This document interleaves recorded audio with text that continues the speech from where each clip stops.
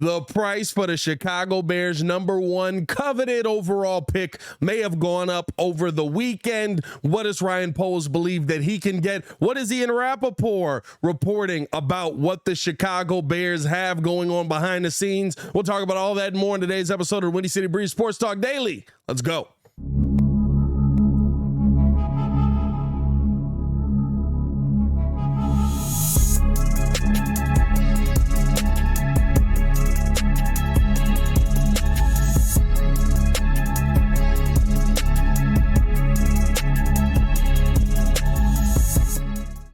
Now, if you are new to the channel, please like the video. Please subscribe to the page. We do talk Chicago sports daily on this channel. It's the only channel talking Chicago sports, how Chicago talks. So make sure that you get in tune with us, man. So the Chicago Bears are in what I can only call the greatest position that they can be in going into this draft process, free agency, the ability to trade this pick, right? Because this weekend, we saw a lot of really good performances by some of your top quarterbacks and by some quarterbacks that a lot of people believe are working their way up the market, right? Like Anthony Richardson really had a good showing at his combine day, right?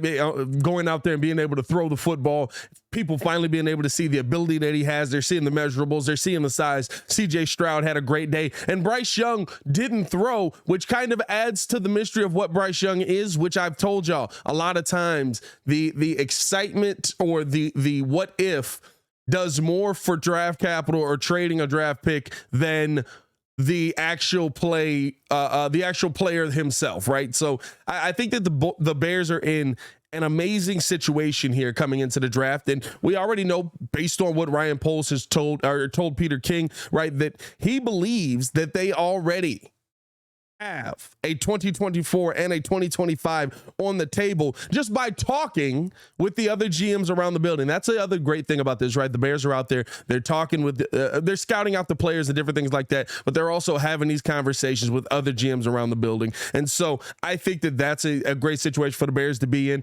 He basically told Peter King, he spoke to 3 different teams at the NFL Combine about a deal for the 2023 #1 overall pick, and he knows that he can get a 24-1 and a 25-1 in a major package for a trade. And that's the most exciting part of this. And I think that even after all of that, right, and I was on, what is that, Football Morning America, I believe that Peter King's on, right? Even after all of that, then they come out, then they throw the football, then they have these great showings and the price is going up. And per Ian Rappaport, teams are scrambling to try and put a trade package together to get this #1 overall pick. And I think the reason is now, right, because you're seeing a lot of teams that are looking at the guys that are available and they're saying, okay, but we really want CJ Stroud, or we really want Bryce Young, and we don't want to have any chance that somebody else is willing to take him. What does that do? I said this at the beginning. You got to keep getting the bidding going in the right direction. That makes the bidding go up. The Chicago Bears are in the best possible position that they could be in going into this this draft process, and it is believed that a trade could be done possibly this week, right? You're trying to get a trade done here before the draft ends up happening, and the reason behind that is because you want to make sure that you have, or I'm sorry, before free agency ends up happening, I should say. And the reason behind that is intelligent to me, right? You want to make sure that you have the best possible opportunity for you to be able to go out there and understand, okay, this player is going to slide here. This player is probably going to slide here. If he's here, he's here. We can make these moves. Okay, now we know what we need to go out here and sign in free agency. There's a lot of questions around Jalen Carter. Is Jalen Carter going to fall now? Is he going to be slotted here? If he falls here, right? Like Ryan Poles is trying to be able to have the ability to go through his entire plan and have his full draft board ahead of him, understand what's happening, do a couple of mocks, and then be able to go into free agency and say, okay, these are the pieces that we feel like we can get here. We know that we have depth at these positions in the draft, and we feel good about these 3 or 4 guys just in case one of them gets taken off the board. Let's go out here and let's get this guy, because we know that we're not going to get that in the draft. And so to me, right, I love the fact that this is already a possibility on the table. I love the fact that Ryan Poles is doing his due diligence now, and I love the fact that we're here having these conversations about the #1 overall pick. The biggest thing to me right now with the Chicago Bears is, are you going to be able to maximize what you have draft capital wise before the draft?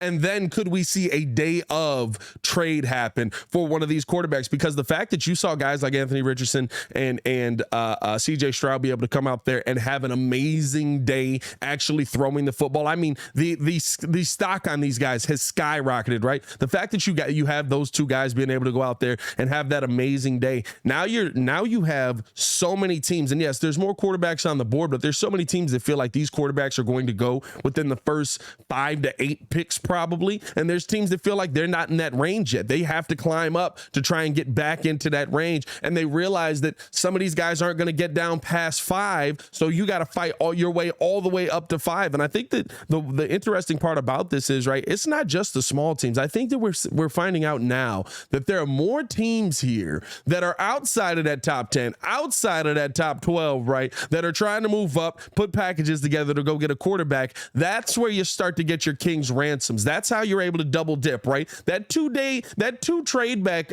scenario that everybody keeps bringing up and that everybody loves, right? I'm a fan of it, right? I'm not saying that I'm not a fan of it. I'm a fan of it. I think that that's a scenario now where you look at the Chicago Bears and you say, I would love to have this here so that we have this locked in. We can go out and make these signings. I think that's what Ryan Poles is planning to do. And then a day of trade back to get even more capital, because now teams are going to be even more desperate, because on the day of, you've got your back against the wall and you've got to make a smart move. Ryan Poles absolutely will have the opportunity to reset what the Chicago Bears franchise will look like for years to come, or the opportunity to really put us in the hole out here, man. But hey, I want to know how you guys feel, man. Let me know in the comments below. I'll be down there talking with you as well. What do you think about the report that teams are scrambling, per Ian Rappaport, to try and put a package together to go after one of these the Chicago Bears #1 overall pick? It's good to hear that there is that significant interest in what the pick is. It's good to hear that these guys are not dropping in the draft after their pro day, right? And I think that at the end of the day, the part that excites me the most about all of this is the fact that it finally feels like the Chicago Bears are doing things the confident way. It finally feels like the Chicago Bears are doing things like not a mom and pop shop, but like a big boy organization, like one of the charter franchises in the NFL. And I think that when it comes down to it at the end of the day, I haven't seen a misstep in what Ryan Poles' process has been here. He said he told us what this team was going to be going into the season last year. He told us how this team was going to perform going into the season last year. They basically performed the way that he constructed this team to perform. He put Justin Fields in enough positions for us to see, okay, if we had any receivers that could catch, he can make some of these throws. You're able to come into next season feeling good about the quarterback position that you have. You come in with the money that you need to go out there and make plays. I love the fact that he went out there and I mean, it's been overlooked, but the fact that we moved Khalil Mack's money is still one of the most amazing things I've seen a GM have an ability to do. Big credit to Ryan Poles. A big credit to Ryan Poles. And now as we're going into the free agency process, the draft process, it feels like he's playing this perfect. Now at the end of the day, right, you can't go out there and have a Velus Jones. You just can't. You can't go out there and you have a selection that you look at and you that high up and you say, oh wow, that was wrong. You can't have that misstep in this draft high up.